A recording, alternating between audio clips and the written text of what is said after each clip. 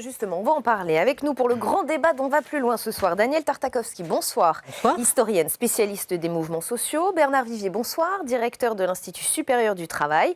Jean-François Madieu, bonsoir, sociologue et vous aussi spécialiste des mouvements sociaux. Et Alexandra Schwarzbrod, bonsoir, directrice adjointe de la rédaction de Libération. Merci à tous les quatre d'être ici. Alexandra Schwarzbrod, justement, on va commencer avec vous.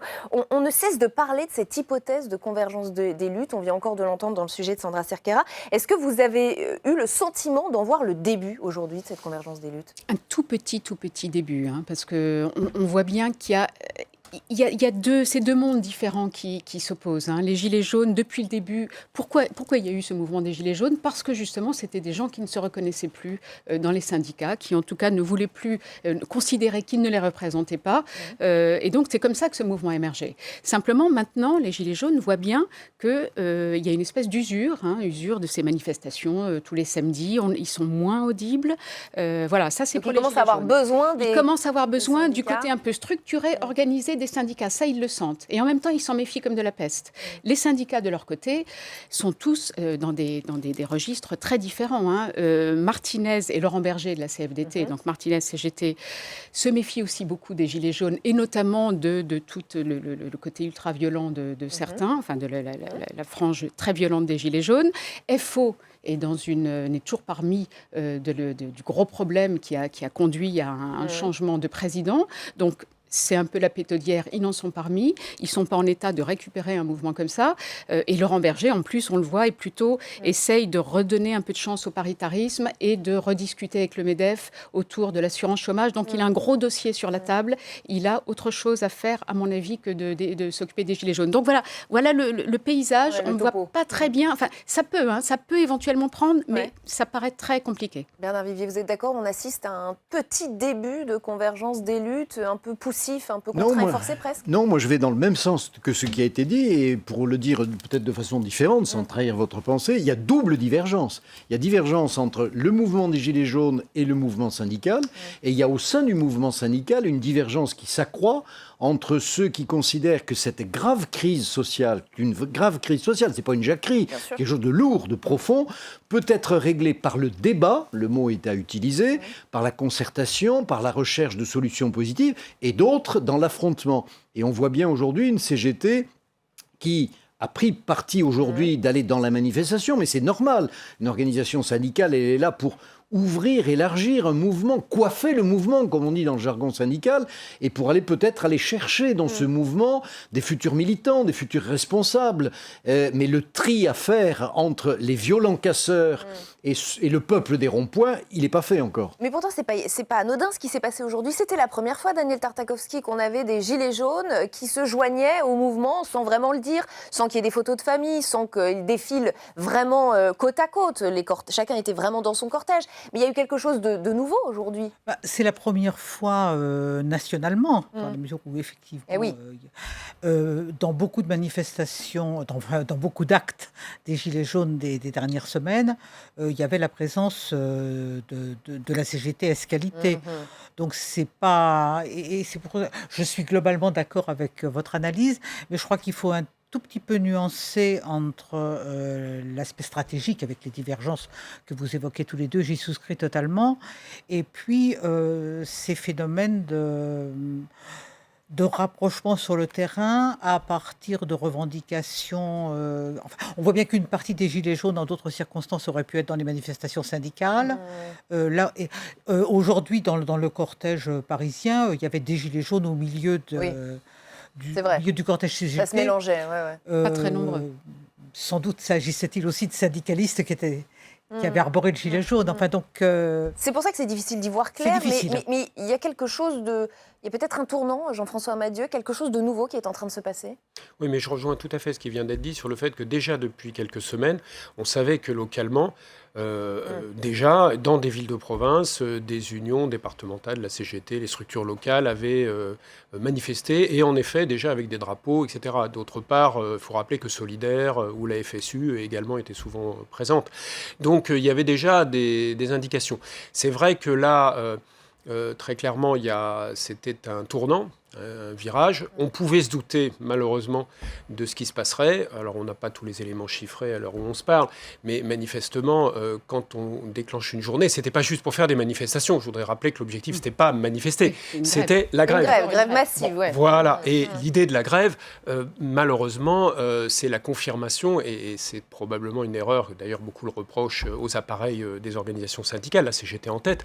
L'erreur, c'est de penser que des journées isolées produisent le moindre effet. Les gens ne veulent plus les suivre. Aujourd'hui, quand vous regardez les taux de participation dans le monde enseignant, c'est pathétique, et dans les fonctions publiques, sans parler des transports. Il n'y a personne qui va perdre une journée. Personne. Donc cette stratégie-là est inefficace, on le sait très bien. Franchement, beaucoup ne comprennent pas, parmi les Gilets jaunes et d'autres, comment les organisations syndicales, ou certaines d'entre elles, peuvent continuer dans une stratégie de ce type. C'est vraiment pas à mettre à leur crédit. C'est totalement incompréhensible, sauf à avoir une autre analyse qui est qu'il n'y avait pas forcément une volonté acharnée de parvenir à quelque chose. D'ailleurs, soyons clairs, la CGT a traîné les pieds. Enfin, Martinez et la Confédération et beaucoup de toute une partie de la CGT a traîné les pieds, sans parler des autres organisations syndicales, à rejoindre ce mouvement. Si vous comparez avec 68, c'est incroyable. Et 68, c'était fait au bout de quelques semaines. Ça a été très rapide, 15 jours, je crois. Là, vous vous rendez compte le temps qu'il a fallu entre le 17 novembre et aujourd'hui. Enfin, c'est surréaliste. Donc, on voit bien qu'on n'a pas créé les conditions de la fameuse convergence, en l'occurrence. Sans compter la désunion syndicale. Daniel Tartakovsky. Bon, le problème, c'est qu'on n'est plus en 68. Le problème, c'est qu'on est dans une phase longue et sans doute destinée à durer, où la grève est devenue très difficile. N'oublions pas que le mouvement syndical vient de subir de très graves défaites massives. Donc, certes, les journées isolées ne servent peut-être à rien, mais la grève des cheminots, qui a été quelque chose de tout à fait inédit dans sa forme et dans sa durée, n'a pas tout à fait servi à ce qu'escomptaient les cheminots.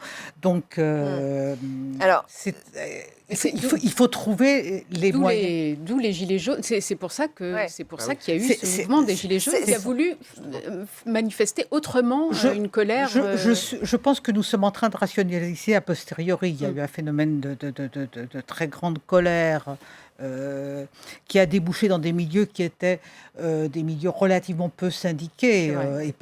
On a à la fois ce qui est intéressant dans ce mouvement, c'est qu'il s'organise sur une base territoriale et qu'on a à la fois des hommes et des femmes qui pourraient être syndiqués parce qu'ils sont salariés, mais aussi beaucoup d'autres, et que quelque chose a eu lieu, et que ce quelque chose, on peut maintenant le comparer avec d'autres formes de stratégies. Mais je ne crois pas que ça a été un mouvement qui s'est développé contre une stratégie en opposant une autre. Cette journée de mobilisation était aussi et surtout une journée test pour le syndicalisme français, pour la CGT en particulier, pour son leader Philippe Martinez. D'ailleurs, il veut frapper fort, il le montre, il n'a pas été avare de commentaires devant les caméras. Écoutez. C'est une grosse journée de mobilisation dans la rue, mais aussi dans les entreprises. Parce que je rappelle, c'était une journée de grève de 24 heures et il y a beaucoup de grèves dans les entreprises. On a réussi à concrétiser tous les contacts et les discussions qu'on avait avec ceux qu'on appelle les Gilets jaunes. Et donc, c'est plutôt positif. Il faut maintenant continuer, élargir, proposer d'autres initiatives. Et on voit bien que faire ça la semaine, c'est pas incompatible avec le samedi. Au contraire, c'est complémentaire. Continuer, élargir, proposer d'autres initiatives. Pour Philippe Martinez, ça veut dire plusieurs choses. Organiser toutes les semaines des mardis d'urgence sociale, ce qui fait sérieusement penser d'ailleurs au samedi des Gilets jaunes, et mise en ligne des cahiers d'expression revendicative. Et là, nous pensons évidemment aux cahiers de doléances mis à disposition dans les mairies. Bernard Vivier, ça donne un peu le sentiment d'une CGT suiveuse, pas tellement innovante. Là aussi, ce sont des méthodes déjà vues ? Oui.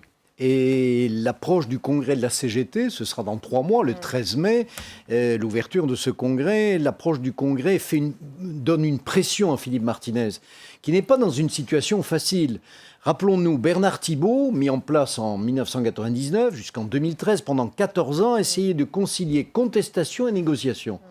Et puis, la succession très difficile à l'intérieur de la CGT de Bernard Thibault a fait qu'aujourd'hui, Philippe Martinez, depuis 4 ans, essaye de tenir tous les mouvements, les courants, les tendances.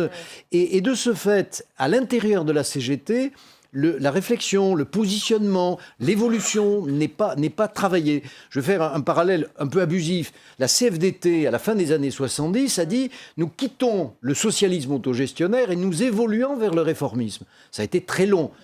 Mais ça a été fait. Et Nicole Notat, avec beaucoup d'énergie, même d'autorité, a poussé la CFDT dans cette direction.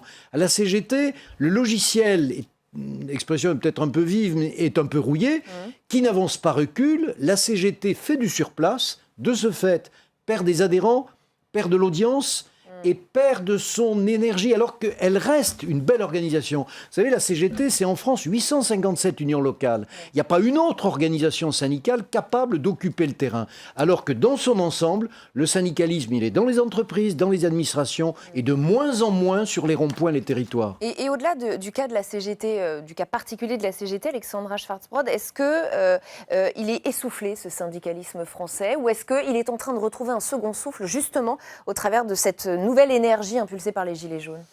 Moi, je le trouve plutôt essoufflé. Je le sens plutôt essoufflé. C'est-à-dire qu'on sent qu'on est à la fin d'une époque, à la fin d'un cycle. Ouais. On voit bien que Martinez n'arrive pas à reprendre la main. En effet, il est soit dépassé, il arrive soit trop tard, soit trop tôt. Et puis surtout, il fait partie de ces gens qui ont peiné à se positionner assez vite sur les Gilets jaunes, enfin, qui ont alterné le pour, le contre, qui ne savaient pas trop. Contrairement, par exemple, à un Laurent Berger qui, tout de suite, très vite, a pris ses distances et qui a adopté une position qu'on reconnaît ou pas, qu'on accepte ou pas, mais en tout cas qui a été extrêmement claire et qui continue à l'être. Daniel Tartakovsky. Le problème, c'est que certes, Laurent Berger a une position extrêmement claire, mais qu'il a été tout seul à la prendre et qu'il n'embraye pas davantage sur le monde dans lequel nous vivons que Martinez. C'est facile de critiquer le mouvement syndical. On est plutôt dans le constat, on n'est pas vraiment dans la critique. Non, mais c'est pas. Je ne m'adresse à personne. Mais, d'estimer en tout cas que les stratégies sont discutables, qu'ils sont à bout de souffle, tout ça est certainement vrai. Mais n'oublions pas que le mouvement syndical français, c'est quand même a été totalement consubstantiel de l'État social à la française, dont il a été. Le syndicalisme français en a été un des éléments moteurs. Les deux confédérations sont signataires de la charte du Conseil national de la résistance. À partir du moment où il y a une mise en crise de ce qui s'appelait en 1944 la véritable démocratie économique et sociale, les acteurs de cette démocratie économique et sociale, ils n'embrayent plus. Ils n'embrayent plus et je crois que c'est à cela que nous sommes confrontés. C'est extrêmement grave. Et rappelons effectivement qu'il n'y avait pas de front syndical uni aujourd'hui. La CFDT et FO ont refusé de se joindre au mouvement. Voilà pourquoi, je vais vous en citer quelques-uns. On a discuté notamment sur ce qu'on pouvait faire sur les salaires dans les entreprises. À la fin, il y avait potentiellement une liste à la Prévert et forcément une grève. Ce n'était pas notre objectif, c'est ce qu'a expliqué Laurent Berger. Pas plus d'accord chez Force ouvrière. Si la CGT n'avait pas annoncé tout de suite le 5 sur un cahier de revendications fourre-tout, ça aurait été plus simple pour nous. C'est même agacé Christian Grolier. Ce manque d'union syndicale, est-ce que ça finira par leur être fatal, Jean-François Amadieu ? Oui, bien sûr. C'est-à-dire que pendant longtemps, on sait que c'est la spécificité française.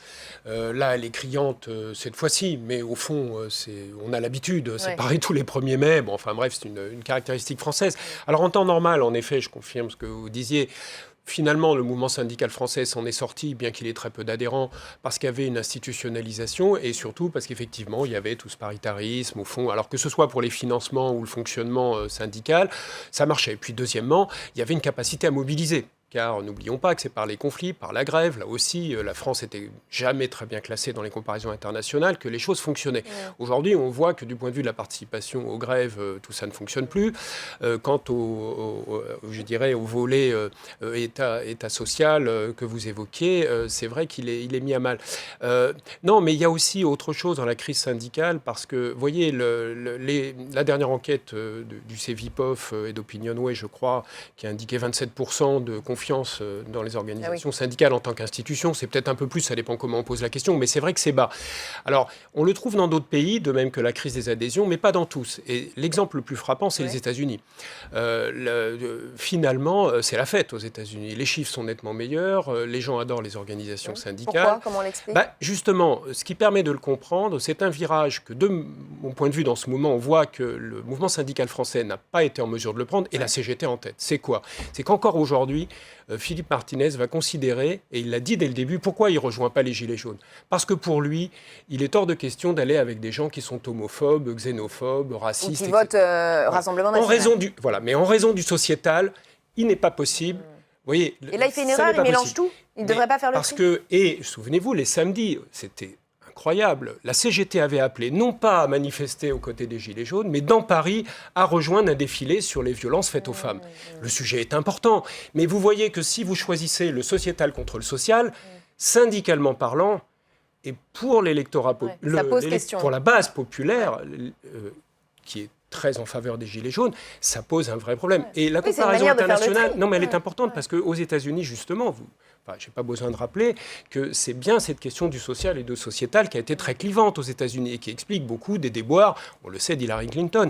Donc, si vous voulez, n'oubliez pas qu'il y a une demande de social, et si la CGT en tête délaisse ce terrain et considère que finalement, non, il y a des tas de sujets intéressants. Il y a des gens fréquentables et d'autre part aussi. Oui, il y a des gens fréquentables d'autre part, et on est sur des sujets sociétaux, mais le social finalement, et on est capable de sacrifier l'un au profit de l'autre. Mais là, mais le divorce avec l'opinion, franchement, quand vous regardez les sondages, je vous assure, et pas compas international, vous réalisez la fracture qui est en train de se créer. Donc pour le mouvement syndical français, la CGT, la CFDT, c'est différent. Pour eux, c'est pas un problème. C'est pour la CGT que c'est grave. Oui, je voudrais tempérer ça. Le métier de base du syndicaliste, ce sont les questions professionnelles. C'est l'emploi, le pouvoir d'achat, l'insertion de jeunes générations. Les questions sociétales ont évidemment une importance, mais pour cela, il y a d'autres acteurs. Il y a des ONG, des associations, des mouvements, et chacun son métier. Les vaches seront bien gardées. Les syndicats, c'est la vie professionnelle. Et soyons plutôt optimistes. Nous voyons aujourd'hui, certes, un affaissement de la revendication contestataire. Nous voyons se développer une revendication qui aboutit par la négociation. Chaque année aujourd'hui dans les entreprises, on signe entre 34 000 et 36 000 accords. Alors, évidemment, c'est la négociation. Ça ne fait pas beaucoup de bruit dans les rues, mais ça construit. Ça s'appelle un syndicalisme réformiste, comme partout ailleurs en Europe, comme aux États-Unis aussi, où le syndicalisme est très faible aux États-Unis. Il y a 12%. Oui, c'est ça, 12%. En France, c'est 8%. Donc mais un syndicalisme en France qui évolue. Et on le voit, la CFDT, l'UNSA, la CFTC, la CFE-CGC, Force ouvrière pour l'essentiel, vont dans cette direction. La CGT se cherche toujours. Ira-t-elle, je dirais, aux racines de ses origines, c'est-à-dire un syndicalisme catégoriel qui sait prendre en main, elle a des vertus, elle a des valeurs syndicales très fortes. Elle a été perturbée pendant plusieurs dizaines d'années par l'idée le mythe de la classe ouvrière, de l'unité organique comme point de passage obligé du salut du prolétariat, lequel aujourd'hui on le voit sur les ronds-points, n'est pas du tout uni, il est fragmenté. Et une partie importante aujourd'hui des personnes qui ont besoin d'être aidées, assistées, ne le sont pas. On pense aux jeunes des banlieues, on pense à différentes personnes, différentes catégories, ou sur les ronds-points, les commerçants, les artisans, qui ont toujours été ignorés d'un syndicalisme qui visait toujours à une classe ouvrière. Disons-le de façon un peu pédante, Proudhon a été trop oublié par rapport à Marx. Daniel Tartakovsky. Oui, donc personnellement, je ne mettrais pas l'homophobie et l'antisémitisme du côté du sociétal, donc je pense que votre clivage... C'est un autre sujet. C'était peut-être un autre sujet. Il y a quand même, tout à l'heure vous évoquiez deux mondes, moi j'étais assez d'accord avec la notion des deux mondes. N'oublions pas que les revendications des Gilets jaunes... qui partent d'un constat commun du mal-vivre et de l'insuffisance du pouvoir d'achat et de l'injustice sociale. Ça, c'est un fond commun. Mais à partir de là, la revendication s'est cristallisée sur la seule question de la fiscalité, donc sur la seule question de l'État. Avec d'ailleurs un paradoxe, puisqu'on se focalise sur l'État, mais en même temps, on appelle à Macron démission, et donc on ne sait plus très bien où est l'État et à qui on parle, s'agissant des Gilets jaunes. S'agissant du mouvement syndical en général, et de la CGT en particulier, puisqu'il s'agissait d'elle, bien évidemment, le cœur du combat, c'est l'entreprise. Alors, on parle de convergence, et je le disais tout à l'heure, on est peut-être un peu dans une logique un peu trop stratégique, en sachant que en ce moment, le confédéral va mal, parce que quand on n'arrive pas à... Mais moi, je dirais qu'il y a quand même toute une contemporanéité, toute une série de luttes en ce moment. Et alors, je ne sais pas quel sera les lendemains de la journée d'aujourd'hui, mais les Gilets jaunes ne sont pas seuls à se mobiliser. Alors, il y a ces formes étranges, les stylos rouges qui étaient samedi. Ils étaient samedi dans la rue, mais ils n'étaient pas que les Gilets jaunes. Mais ils sont les foulards rouges aussi, oui. Alexandra Schwarz-Brodt. Les stylos rouges, pardon. Ce qu'on voit aussi, c'est que en ce moment, dans la société française, tout le monde se cherche un petit peu. Tout le monde essaye de retrouver sa place et de retrouver une stratégie, de retrouver une cohérence. On voit bien que là, il y a plein de mouvements épars, que ce soit du côté du gouvernement, l'Élysée, enfin, du pouvoir politique, les syndicats, tout le monde, les maires, enfin, tout le monde cherche un petit peu une cohérence à tout ce qui est en train de se passer et au sein de cette cohérence, sa place exacte et comment rameuter ses troupes, éventuellement s'agrandir. Et on voit bien que c'est un peu la pétaudière, mais ça, c'est pas une nouveauté. Et pour en revenir à ce mardi, je voudrais vous donner les chiffres de la mobilisation du jour à Paris, puisque pour l'instant, je n'ai que cela. 30 000 participants selon la CGT à la manifestation et 18 000 selon la police. Alors, rien à voir, évidemment, avec les grandes heures du syndicalisme français, des mouvements de contestation lorsqu'ils arrivaient à rassembler plus d'1 million de personnes dans les rues dans tout le pays. On va justement regarder quelques archives. 12 décembre 1995, souvenez-vous, opposition au plan Juppé sur les retraites et la sécurité sociale, entre 1 et 2 millions de personnes dans les rues.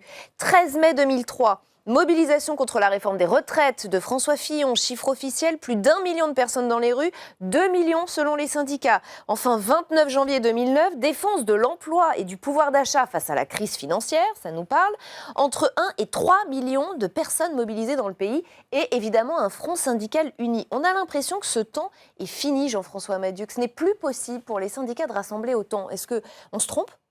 Oui, très clairement, et vous avez raison de rappeler tous ces exemples. Alors, ça n'a pas toujours été d'une redoublable efficacité. Si vous prenez 2003, par exemple, absolument. On sait que échec. Même en mettant du monde, voilà, ça peut être un échec. 95, ça a marché. Voilà. Et vous aviez raison de rappeler que, pour prendre un conflit récent dans le cas de la SNCF, même effectivement une bonne participation, même un conflit finalement long et un peu dur, ne débouche sur un résultat qui est négatif. Donc ça fait quelques années qu'effectivement le rendement, on va dire, de la manifestation et de la grève a baissé. Et de fait, les gens participent moins, ça leur coûte trop cher, ils n'en voient pas l'utilité. Mais c'est vrai que ça... Et c'est pour ça que d'ailleurs le cas des Gilets jaunes est intéressant, parce qu'on s'aperçoit qu'avec peu de monde, on peut avoir un résultat intéressant. Par une autre manière de faire, une autre médiatisation, d'autres pratiques d'action. C'est sans doute sur ce point que les organisations syndicales françaises, on va encore les critiquer, mais c'est vrai que les confédérations n'ont pas été forcément très en avance sur les réseaux sociaux, on le sait, dans leur façon de communiquer, il y avait peut-être d'autres manières de faire. À la question « Comment les syndicats s'en sortiront-ils dans l'avenir ?», Bernard Thibault, ex-patron de la CGT, avait répondu ceci: « C'est à eux de s'adapter aux nouvelles formes de lutte, pas l'inverse ». Il avait raison et ça a été l'erreur des syndicats, Alexandra Schwarz-Brodt. Là, on voit bien, oui, là, dans le cas qui nous intéresse, oui, sur les Gilets jaunes, ils sont arrivés après la bataille. Et là, on voit bien que Martinez, avec toutes ses propositions de mardi, de cahier de doléances, de nouvelles formules. J'ai plus le terme en tête. On voit bien qu'il essaye... Cahier d'expression revendicative. Voilà. Il essaye de s'adapter soit à ce que fait l'exécutif, soit à ce que font les Gilets jaunes, mais qu'il n'y a pas tellement d'idées nouvelles dans ce qu'il propose. C'est ça, et pas de présence sur les réseaux sociaux, c'est vrai, vous avez abordé ce point aussi, Bernard Vivier. Oui, notons que la phrase de Thibault est intéressante parce que tout cela, c'est une invitation à renouveler les formes de l'organisation, de l'expression collective. Il ne s'agit que de ça, parce que les revendications ne changent pas. Ce n'est pas une remise en cause de l'utilité de ce qu'on appelle les corps intermédiaires, les syndicats, les organisations patronales, syndicales. Parce que si il n'y a pas de manifestation dans les rues, la colère rentrée finit par s'exprimer. Comment ? Aux extrêmes. Ça profite à l'extrême droite, à l'extrême gauche, et on le voit, le danger majeur, c'est de détricoter la construction européenne.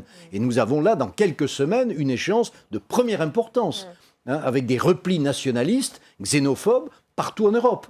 Donc c'est là, les organisations syndicales, elles ont pour mission, d'une certaine façon, de transformer ces colères, ces émotions en revendications structurées. Donc là, nous avons un mouvement syndical qui n'y arrive pas, pour la CGT, ou qui refuse un peu le combat pour la CFDT en disant non, c'est pas comme ça qu'on va le faire. Mais en tout cas, ils sont perdus. Exactement, mais on voit bien toujours l'utilité. Grand souci que nous avons, c'est un président de la République qui, pendant un an et demi, les a laissés sur le banc de touche. Il a fait exploser ses opposants à la droite immédiate, à la gauche immédiate. Il a marabouté les syndicats, il les a... et puis maintenant, il se trouve seul face à la rue. D'ailleurs, c'est intéressant parce que quand on regarde les sondages depuis plusieurs années, les Français n'ont pas confiance dans les organisations syndicales et même patronales, ils ne les aiment pas. En revanche, ce qu'ils adorent, c'est frappant, c'est la négociation collective, le fait que les partenaires se mettent ensemble. Ils voudraient que ce soit comme ça, ils rêveraient que ça fonctionne. Donc en fait, ils aiment bien justement ce fameux modèle qui a été mis à mal par le président de la République et qui n'est pas en ce moment, que beaucoup de politiques rejettent, c'est cette fameuse démocratie sociale, cette association des partenaires. Mais les Français aiment bien ça. Et ça, c'est tout le paradoxe sans doute, mais c'est pour ça qu'aussi ils aiment bien le grand débat, tout en se doutant que ça ne mènera pas à grand-chose. Les Français aiment bien aussi, ils savent que ça ne servira à rien, qu'ils vont se faire rouler enfin bon, bref, comme ils le pensent dans les entreprises. Souvent, ils disent, on veut bien nous écouter, mais on n'en tirera aucune conclusion. On parle, mais il ne se passera rien. Donc, du coup, mais les Français aiment bien pouvoir dire leurs mots. Et juste au passage, ça y est, je le dis pour nos téléspectateurs, nous avons les chiffres nationaux. 300 000 participants dans toute la France, selon la CGT. Daniel Tartakovsky, je le disais, on est quand même très très loin du million, des 2 millions et des 3 millions des années 90 et 2000. On est très loin, mais enfin, comme vous le disiez, le nombre ne règle pas tout. À preuve... Non, mais ça laisse des traces, ça laisse des archives, ça laisse des images. Celle-ci n'en laisse pas moins. Mais c'est vrai que... entre 84 et 95, on a eu toute une série de grandes mobilisations collectives qui se sont terminées par des succès, retrait de loi, retrait de projet de loi, quelquefois chute des ministres qui allaient avec. Ça valait d'ailleurs pour les catholiques avec le mouvement de 84 ou évidemment en 95. À partir de 95, on a de très grandes manifestations qui ne débouchent plus sur rien. Donc moi je crois qu'on peut pas réfléchir sur le mouvement syndical de manière isolée, mais il faut bien voir dans quelle... Rapidement, il nous reste quelques secondes. Et dans quelle relation avec l'État il se situe. Peut-être que les Français aiment la négociation, mais on a effectivement affaire aujourd'hui à on doit s'arrêter là. Qui ne veut plus négocier et qui substitue... Merci. On doit s'arrêter, Daniel Tartakovsky. Je suis désolée. Merci à tous les quatre d'avoir participé à ce grand débat.